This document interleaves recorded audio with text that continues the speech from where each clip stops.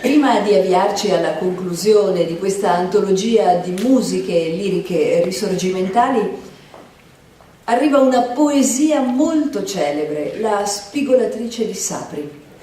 Si tratta di un componimento lirico di grande valore storico, perché ricorda la prima reazione del popolo campano all'arrivo dei 300 uomini che, sotto il comando di Carlo Pisacane, nel giugno del 1857, cercarono di sollevare il sud contro la dominazione borbonica.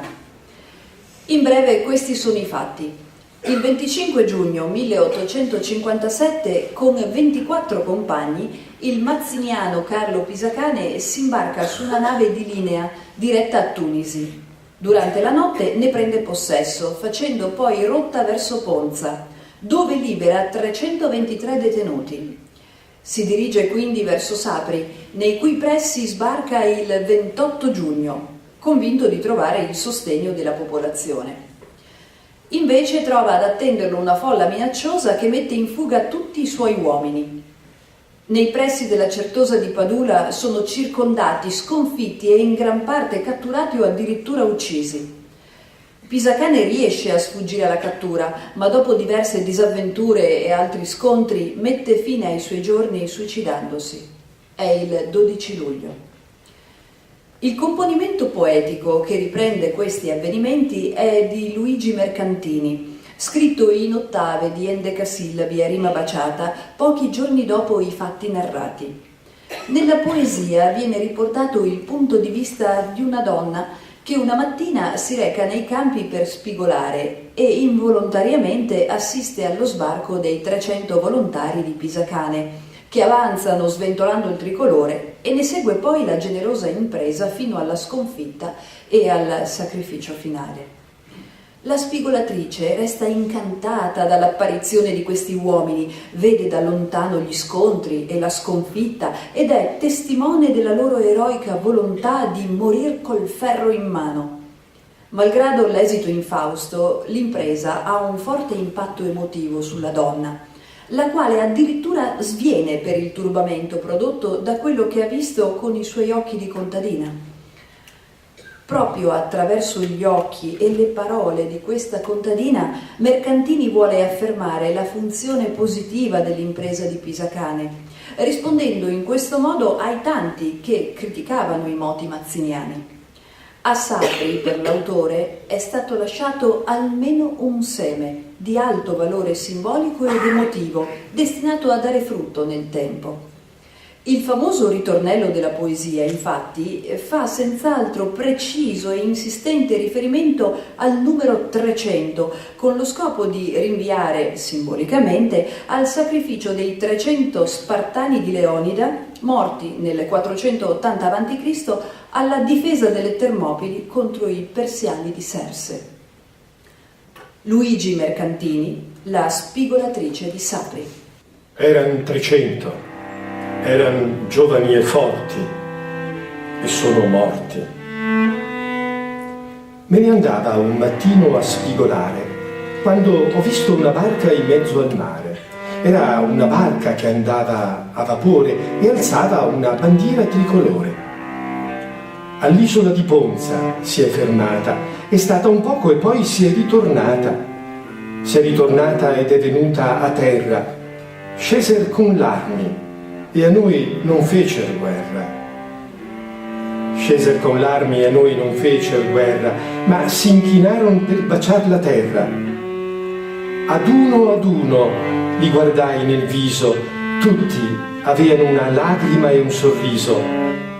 Li disser ladri usciti dalle tane, ma non portarono via nemmeno un pane. E li sentii mandare un solo grido: siamo venuti a morir per il nostro lido. Con gli occhi azzurri e coi capelli d'oro un giovine camminava innanzi a loro. Mi feci ardita e preso per la mano gli chiesi: dove vai, bel capitano? Guardommi e mi rispose: oh mia sorella, vado a morir per la mia patria bella. Io mi sentii tremare tutto il core, né potei dirgli: V'aiuti il Signore. Quel giorno mi scordai di spigolare e dietro a loro mi misi ad andare. 2 volte si scontrar con gli gendarmi e l'una e l'altra li spogliar dell'armi, ma quando fur della Certosa i muri, s'udirono a suonar trombe e tamburi, e tra il fumo e gli spari e le scintille piombaron loro addosso più di 1000. Eran 300, non voller fuggire, parean 3000 e vollero morire, ma vollero morir col ferro in mano, e avanti a loro correa sangue il piano.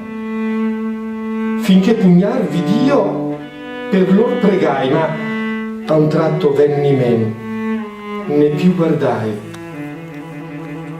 Io non vedeva più fra mezzo a loro quegli occhi azzurri e quei capelli d'oro. Erano 300, erano giovani e forti, e sono morti.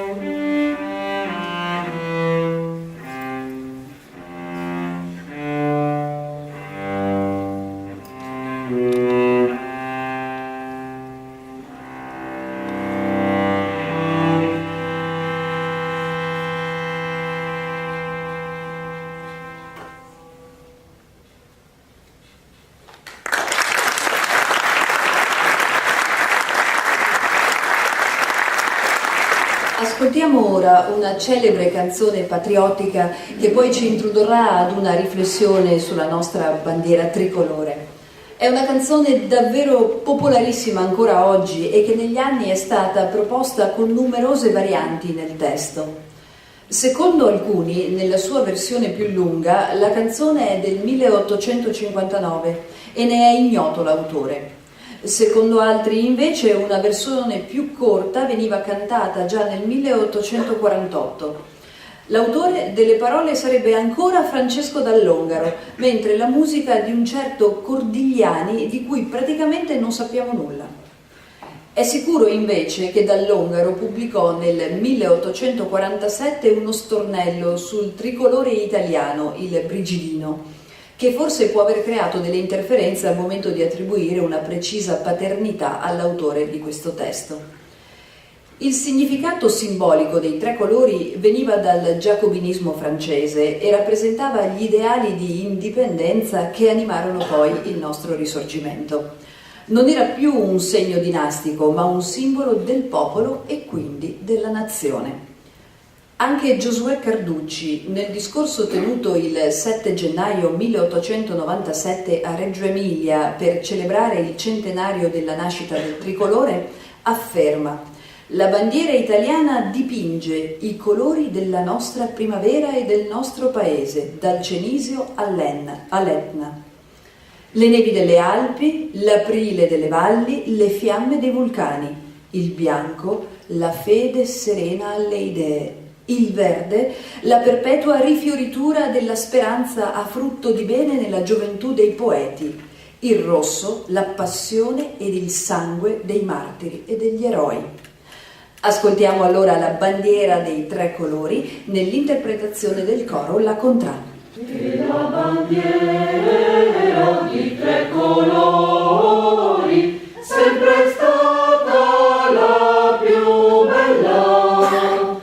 Noi vogliamo sempre quella, noi vogliamo la libertà, noi vogliamo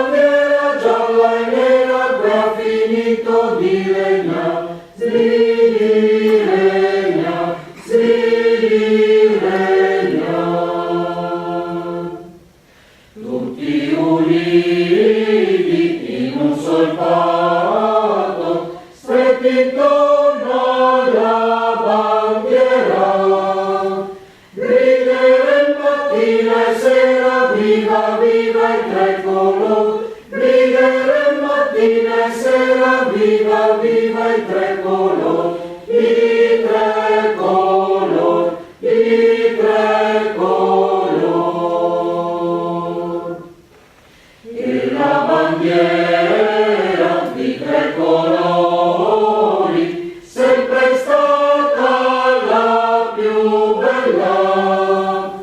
Noi vogliamo sempre quella, noi vogliamo la libertà. Noi vogliamo sempre quella, noi vogliamo la libertà. La libertà, la libertà.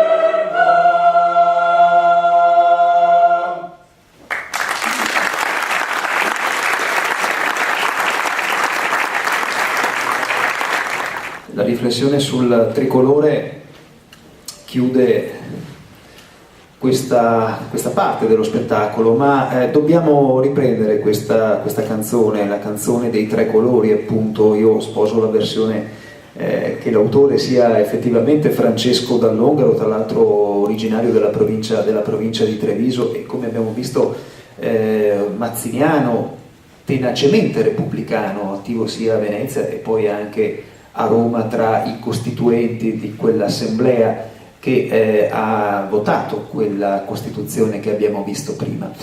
E la storia del tricolore ovviamente è lunghissima e tante sono le interpretazioni rispetto ai tre colori.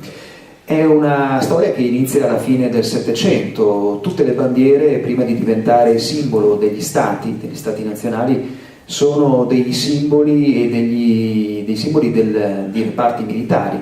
E così avviene anche con il nostro tricolore che nasce negli anni 90 del Settecento, viene adottato come simbolo militare nel 1794 a Bologna da due studenti dell'Ateneo bolognese e poi viene ripreso nel 1796. Lo troviamo quindi in area padana, lo troviamo tra la Lombardia e l'Emilia. Questo è il tricolore della Legione Lombarda dei cacciatori a cavallo.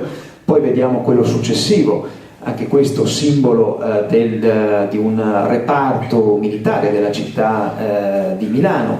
E poi ancora lo troviamo finalmente nel 1797, la prima bandiera della nostra prima Repubblica, la Repubblica Cispadana. E vedete questi simboli con questo tricolore con le bande orizzontali e non verticali come siamo abituati a vederlo, con questi simboli rivoluzionari, perché la bandiera è un drappo rivoluzionario, e le frecce dentro questa faretra, e le frecce altro che non rappresentano le municipalità della Repubblica Cispadana, quindi Bologna, Ferrara, Modena e Reggio Emilia.